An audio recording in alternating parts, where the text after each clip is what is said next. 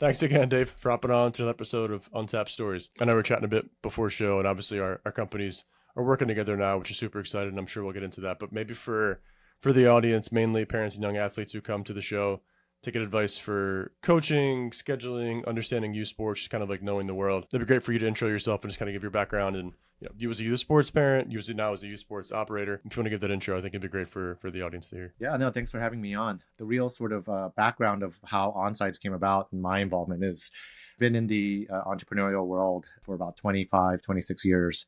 And I found myself at a point where, with a young athlete myself, working in technology in the consumer space, I had this realization that technology has really helped youth sports, but it's kind of at a point where it propagated so much that it became extremely fragmented and various audiences, especially the parent who has to drive most of the spend and quite literally drive Yep. the kids to these events. Like it felt like they were vastly underserved, and so I thought there was an opportunity to take what I've learned, take my expertise in technology, consumer apps, consumer products, and try to build something to help parents. And so that's kind of been that's the genesis of Onsides.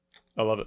Maybe and before we get into onsides too, was there like an actual, can you remember like a one-time pain point that really bothered you? Was it like a cross state? I know you're in California. Was it like a cross state trip? You're like, this is just ridiculous. I got to build something, or was it more of a slow burn to get to this point?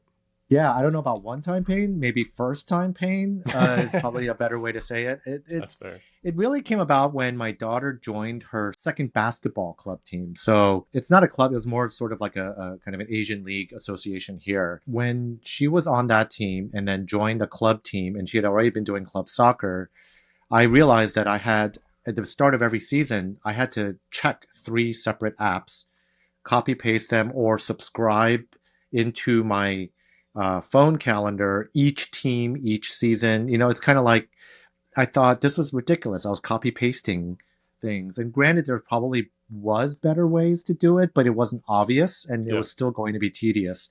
So it was actually probably sometime in like August when seasons were starting to pick up and then school sports were happening when I said, man, there's got to be a better way to aggregate this stuff, to create a tool that will help organize first and foremost. It got to the point where once I had the schedule all fixed or set up, now it was sort of like, where do I have to go? When do I have to go? Where do I track tournaments? What gear do I need? A lot of things that were driven from the schedule became more and more apparent that there wasn't a place to go. I had to have 5 tabs up on one browser and 6 tabs on another just to find out what the heck I need to do to manage all of this for just one child. Did coaches say anything? Like, did you bring those complaints to them? Were they trying to find a solution? I'm always curious about the coach side for volunteers because I'm sure a lot of them, whether it's paid for a club team or just volunteer coaches for a rec league, like, are they experiencing a lot of the same issues too, or is it really just parent driven at this point? At the time, my sense is that mostly the parents, because the coach kind of, they're just very focused on their team or teams. I mean, a lot of these clubs, they have a coach who's coaching 4 different teams. And Yeah. sometimes when I talk to them, they're just trying to keep their heads above water Yeah. and keep track of things. So in a way, they kind of operate, at least in my experience, they seem to operate in a way of just like, you know what, the parents will figure it out. And, if they want their kids to play, they'll show up, Yeah. They'll be regardless there. of how disjointed the whole experience is for them. I don't really think it's a high priority for them. They just need to make sure that their kids are being coached and are playing games and stuff like that. That's fair. I guess if you could go through like what Onsides is, the difference between you guys and some competitors, just so people have an idea, because I know it's a brand new tool and I love it, but for the general public, it'd be awesome to hear the pitch. Onsides, it's basically we're pitching ourselves as the all-in-one youth sports app for parents, and we are starting by connecting the various apps that they already are likely using: Team Snap, Sports Engine, Game Changer, League Apps, all of the big ones. Essentially, rather than importing like calendar links or anything, which is what a lot of our competitors do, we actually have a real two-way connection with each of these services so that real-time updates, any new teams that are added are automatically synced to your app, your Onsides app, which then actually automatically sync to your phone calendar. So it's really kind of this funnel middle layer tool that first and foremost aggregates all of the schedules, team contacts, like parent contacts, all of that stuff is aggregated into one place. And the all-in-one part comes from the fact that, and this is one of the things that we're partnered in, right? Yep. Where we know schedules, we know the aggregated schedules for these athletes. We know when bye weeks occur. We know what their practice schedule is like. We know when their seasons start, end, or on break. And so it gives us an opportunity to surface opportunities such as private coaching or clinics or recruiting events or even equipment, right? Or even travel. We know when there's an away game. We know when there's a tournament. So we're slowly starting to add all of these services that are driven by the schedule. We view it as a place where hopefully one day parents just have to go to Onsides to manage, their team kits, their fan apparel, hotel bookings, tournament tracking, all that stuff should be happening all in one place. That'd be awesome. I know private coaching. I saw the vision for it as soon as you reached out to me on LinkedIn a couple months ago. But you mentioned a couple other opportunities there. I guess what are some other like pain points in the industry that you guys think you can solve through this? I know hotels you said were one. Maybe like a secondary market for buying these sports apparel. I know there's a couple out there that you guys could work with. But what are some of the bigger ticket ones that you guys are going after? I think the apparel thing, the team kit thing, is that's actually one of our bigger things that we're going after right now. I use my own personal experience where my daughter was on a soccer team that was using soccer.com to purchase kits and fan apparel. And maybe a couple months ago, my wife and I were sitting around thinking, you know what? We are like so not like we're bad team parents. We didn't own a single bit of fan gear for my daughter's soccer team. We go to every game. We're like super like rah, but we didn't have like a hat or a hoodie or anything. So we said, we should probably get something. And so I said, okay, well, where do we go? And I had to search my email, find the soccer.com link, go to soccer.com and use their website and then have to set up an account and plug in all this stuff. And I thought, well, that's something that since we know the team name and we know the sport and the athlete all within Onsides, can we power an experience that is just much more contextually relevant and convenient for the parent right off the bat? So that's probably one of the bigger opportunities that I'm looking at, is to really enable like parents to transact when they need to, when they want to, and do it in a very contextually relevant way. I like that a lot. And I think for a lot of those companies too, I mean, when you have the parents and if you're becoming the main operator for that, just like we saw, I think it's a no-brainer to want to work with you guys. I guess maybe flipping it really quick to, I love asking you sports operators this because it's, we as parents, I think you see the good and the bad about youth sports now. Maybe it's not like it was in the 80s and 90s and it's never going to go back, and I get that. But I think kids are, from my perspective, my kids are younger. They're 3, almost 3, 1.5, and about to have a newborn, but they're not in the youth sports age yet. But is the, I guess, the pessimism or the negativity about youth sports, is that dripping down to kids at all, or are kids still just showing up, playing and having fun? Because you see so many adults, and maybe it's the echo chambers that we're in, but they're like, youth sports is chaotic, it's crazy, it's not fun anymore, we got to revamp this. There's like, U.S. senators talking about it. It's just like it's going bananas. Is that dripping down at all to the kids? And again, you have, sounds like a daughter who's in that exact age bracket, or are the kids just totally siloed and bubbled from this? I don't see it trickling down directly to the kids in the sense that they're just kind of doing what they're told. They show up to this practice, they show up to this game, they show up to this tournament. And I think more it's the indirect effect that they may be experiencing of the frequency of it, maybe the intensity. But again, that's the onus is on us as parents to remind ourselves, like, why are we doing this for our kids? And that sometimes that's difficult. I mean, I'm not going to try to assess the parent psyche across the spectrum. There's the super competitive ones. They're the ones who are trying to live vicariously through their kids, and sometimes too extreme. Yeah, I think ultimately, I don't think there's this like huge kind of trickle down yet to the kid. I still believe that parents still can be and should be the effective filter Yep. For the kids, and I think that's probably where the education really needs to be for youth sports to keep being constructive and positive. Would like to agree. I coached before I had kids for 5 or 6 years, volunteer AAU basketball teams, club teams, school teams. Never got a sense at all that kids thought that youth sports was being ruined. It was the same 12, 13, 14-year-old kids showing up. Then that it was with me and my buddies a couple decades ago. But you see so much about it online now, and like parents are starting to take it over and to really be the voices in it. And again, if it's a great voice, people trying to champion the right things, I think we're on that path. It's a good thing, but there's a lot of people that aren't in it for the right reasons too. So always curious to hear the take though. And maybe on the same topic, because my kids aren't there yet, but maybe if there's an age bracket too, is early sport specialization still a really big thing for kids? I know the debate is always there, play one sport or play them all. Has that topic come up yet for you guys or any of like your daughter's friends, or is it still too early with their age bracket? I'm really grateful that my daughter is somewhat naturally coordinated and relatively athletic enough to play multiple sports, and she loves to play multiple sports. That's good. So I'm lucky in that sense, where she just, she's played her school volleyball, soccer, basketball, track teams, and loves it each season. And so I think the early specialization from her point of view was never really anything that came up. Okay. And from my point of view, I was kind of like that too. I was never really, I always like to try many things, not just in sports, but hobbies or whatever. So by just our natural personalities, I don't think that we are not kind of the types who would early specialize, even if we thought it might be a good idea, just because of our natural personalities. But from what I've been hearing and a lot of the research that I have, like for instance, anecdotally, I know that my daughter is actually in a high risk injury group for ACL injuries. Being a 13-year-old girl, they're saying that since when their bodies mature, it creates angles on the knees that make the knees more susceptible. I think it's something like upwards to 30 some odd percent likelihood of girls having ACL tears at this age than boys. Jeez.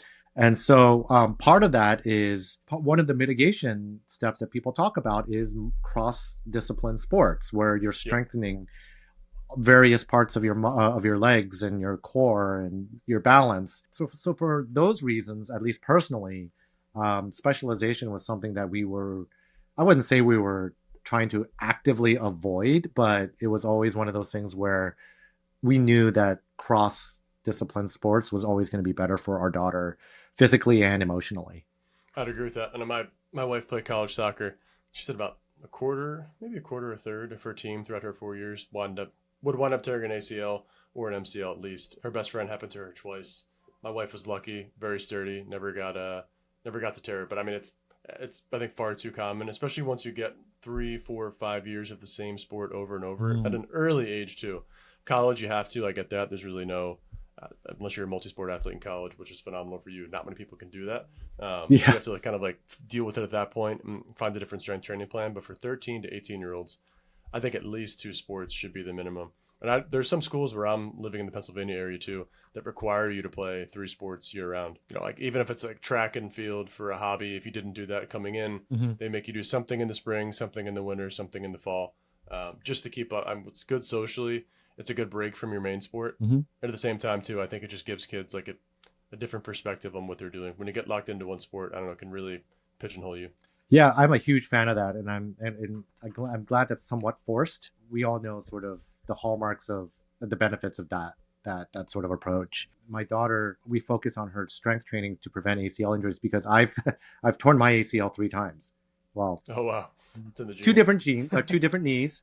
But, I was telling her, I said, look, if you're feeling like you don't want to do these exercises, you've got a genetic predisposition and you're playing a sport that is a high risk and you're at the perfect age for. So anyway, it's a point of emphasis for us in this household for her. Maybe one question on that before my next question, because you have kids that are in that exact primary age. How in depth do you go with things like that? Like picking one sport or, whether it's picking this team or that team, travel or rec, do you have all those conversations with your kids, or do you kind of let the kid feel it out, have fun, come back to you with their feedback, and then you talk it through? Is it parent led or kid led?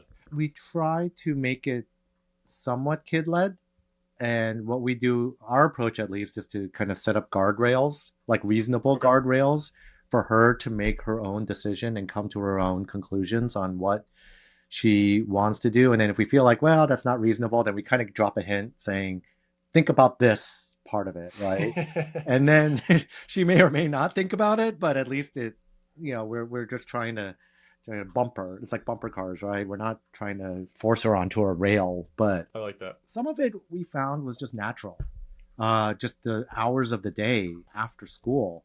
I think part of it is it was sort of self-fulfilling in the sense that my daughter is really focused. Like she decided maybe 2 years ago that soccer was going to be her sport, which as a basketball and somewhat kind of a volleyball player, it was kind of sad to hear. But she was very determined. She said, "I'm soccer's my thing," and so she was starting to get on teams that were getting higher and higher levels, from like the gold to premier to NPL to ECNRL and to and so as those levels demanded more time and more commitment, it just sort of naturally made other sports just not feasible. And so, in a Yeah. way, the specialization kind of happened in lockstep with her focus and her intensity, but at sort of a good age, because I'm grateful that she wasn't put in these like top levels at like age 11 or 10, right? Because that's when it becomes a little more susceptible to being locked into just like that one team or one sport. I like the bumper cars versus Yeah. a straight rail there. That's a really good comparison. And maybe that's one of my last questions too. But I have a couple of thoughts on that. But I want to get your take first. I guess one, is it at all ever worth it to do a big time travel team, like flying not even within state but across the country, different states every weekend, barely home? You've heard those stories from parents. If it's worth it at all, is there an age? And if so, like I guess what do you think would be the benefit for a kid who's middle school, high school, elementary? Because it is really different reasons for doing it. If that like high school maybe recruiting, middle school, elementary. I don't know. I know parents do it though, so I'm curious to get your take on if it's worth the very high end of the spectrum for travel sports, or if you're more of a intermediate rec sports kind of parent. So my daughter, luckily, she was given opportunities to travel to relatively far places. One time, I mean, actually, 2 summers ago, she went to Spain, Oh wow. and yeah, for soccer, and went to they call it the Donosti Cup. It's out in San Sebastian near Madrid, and I didn't go because we have like a younger son, and we didn't want to drag him around Spain, and it's That'd be a lot. just to sit and watch like soccer that he doesn't even understand at that age. So my wife and my daughter went, but it was an amazing experience for her to stay in hotel rooms with her teammates, be with the team, and be separate from my wife. And the parents were all just kind of trying to figure out how to take a taxi in Madrid to go all the way to this venue or that venue. And it was a fun experience. I wouldn't say that I want to do that every summer. Yeah. Next year, I think her current team may go to Denmark and Sweden for something called the Gothia Cup. I've heard a lot of good things about.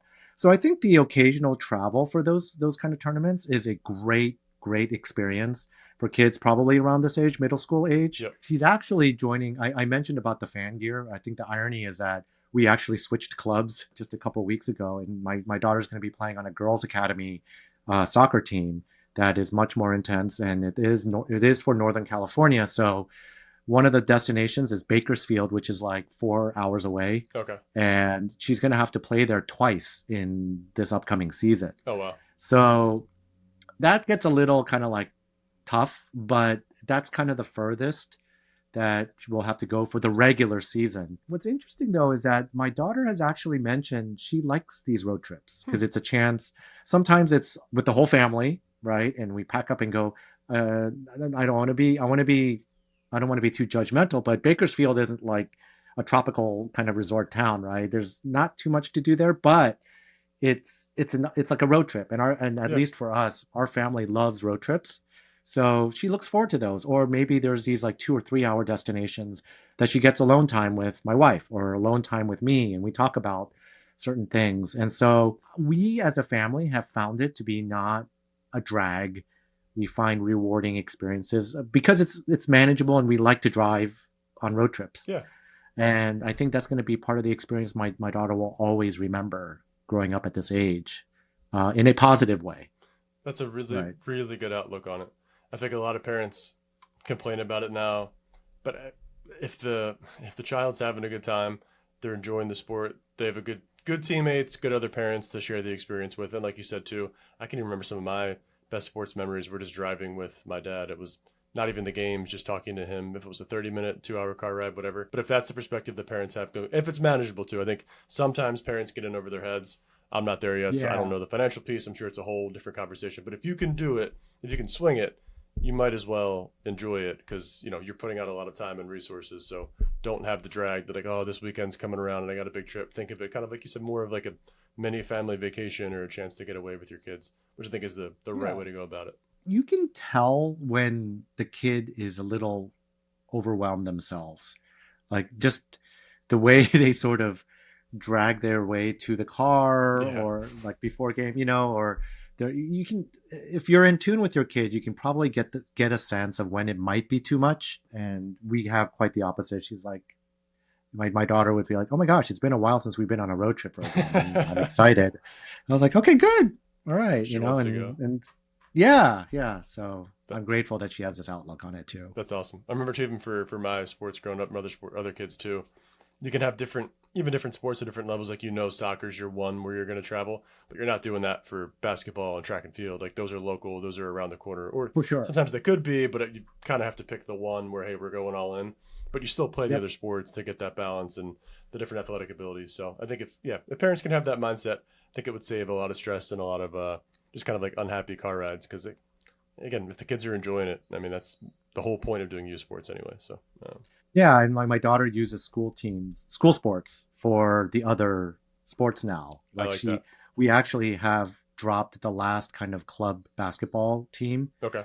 this year because the soccer is going to be more intense. But we already told the coach of her soccer team like she's going to be playing the school sports, so volleyball this fall and basketball this winter. Nice. We're not sure she'll do the school soccer team next spring because that's a lot of soccer. Yeah. So we'll figure it out, but we are going to make sure that she does play the other sports. And to your point, they're all local. It's the school circuit, so Yeah. it's not going to be intensive in a traveling sense. Yeah, parents just kind of understand what they're getting into. It makes things a lot easier. Maybe my Yep. my last question, Dave. It's pretty open ended, but you've seen a lot. That sounds like you've been a parent in a lot of teams. Your daughter's gone up in terms of rankings from early soccer days to now being on a super competitive team, driving like maybe even school decisions too. What else is happening in the state of youth sports today that you think like parents should be aware of? Like maybe if you can go back 5 years, better way to frame it. What do you wish you would have known then that would have been helpful to navigate the what they call crazy, chaotic youth sports landscape? When you're you're in it, and you don't really have time to think about, Yeah. like you don't have time to take a step back and look at it in a retrospective or even introspective sense. It's really tough to do that in the moment.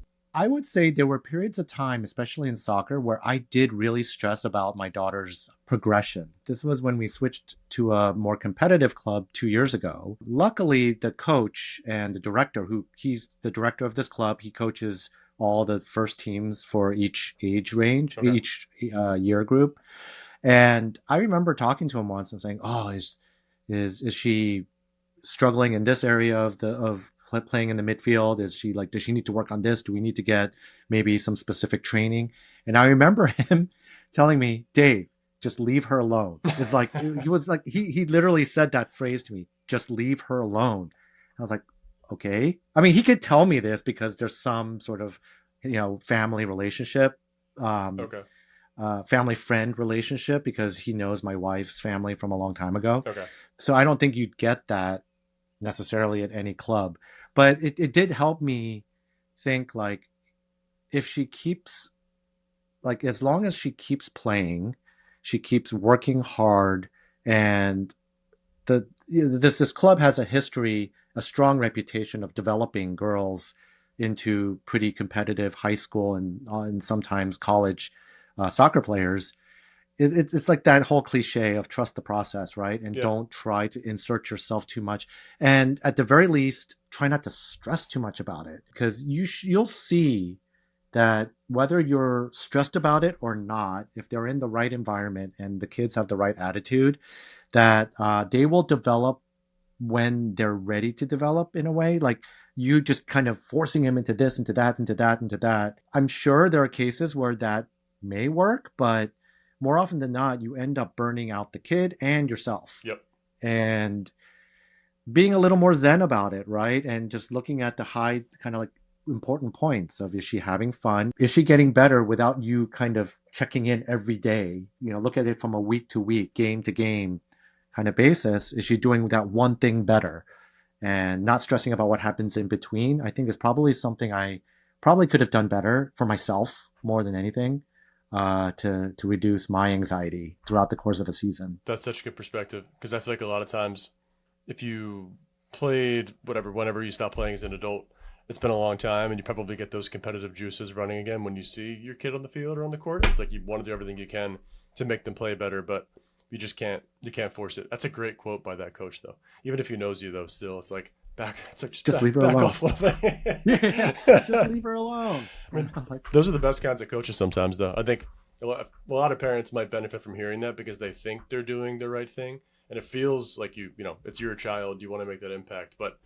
whether a kid, I always revert back to this too, whether it's 7, 8, 9, 10, all the way probably up until high school, really does not matter how good your kid, like you want your kid to perform well, to be the best player. If they're not, it's not the end of the world. I've seen so many athletes go from a terrible middle schooler to playing like well beyond college. It happens all the time. You just got to have to, mm, again, put them in the right spots, help them be there, give feedback. Don't just let them kind of fester on their own. But as long as you're doing what you should be doing, you can't force it is the one thing though. The yeah, time you try, it's then they're going to push back and not even want to play. So I think you said it really well where you said you can't force it on you can't force the kid. You can't force anything. yep, I mean, you think you can, and I think maybe one thing that parents fall victim to is this kind of fear of regret, like did I do enough, or guilt, kind of like did I do enough for them? That's just natural parenting, I think, regardless of whether it's sports or anything else, right? But I feel like the sign look for the obvious signs and try not to look for signs that may not be there, because that's where the forcing happens, yep, and that's when more sort of questionable decisions may kind of creep into your head of like what to do. It's like you get the feel of what the kid's doing, how the coach is doing, how the team's doing, and just take those high level signals and use that to sort of influence how much you push or you don't push. But you don't have to go 100 miles an hour every day, every practice, every game, and every car ride home or anything like that. Like just enjoy the moment yeah. more than anything. I like that. And if So your child's coming back and playing next season, I've heard it so many times. Probably the one just echo in every conversation, and you said it too, which I'm really glad you did. If they win, lose, best player, worst player, if they're excited to try out again next season for the same team or different team, that's the win. Like that's all you can really hope for as a parent. And if they don't make it, great. But if they want to try again, like you just got to build that competitive spirit, and that will serve the kid so much longer in life than any win, loss, or stat they get from U Sports. absolutely, if they do what they want to do from themselves, and they're the ones, then that's your best chance for them to get better if they want to be better, right? 100%. And you got to accept if they may not. Maybe you just want to have fun. Yeah, in life too. I think that transfers over. Honestly, it's sports and life. So, honestly, dude, For sure. this was so much fun, man. Appreciate you joining. Again, for Yeah. everybody who doesn't have it yet, go download the Onsides app. Don't log into 7 different apps for one U Sports. End goal, just get Onsides. It's the best thing out there. But Dave, we'll link it in the description across all the long form channels too. But this is a ton of fun, man. Again, I really appreciate you making the time. Yeah, no, thank you for having me. It was a lot of fun to talk about this stuff.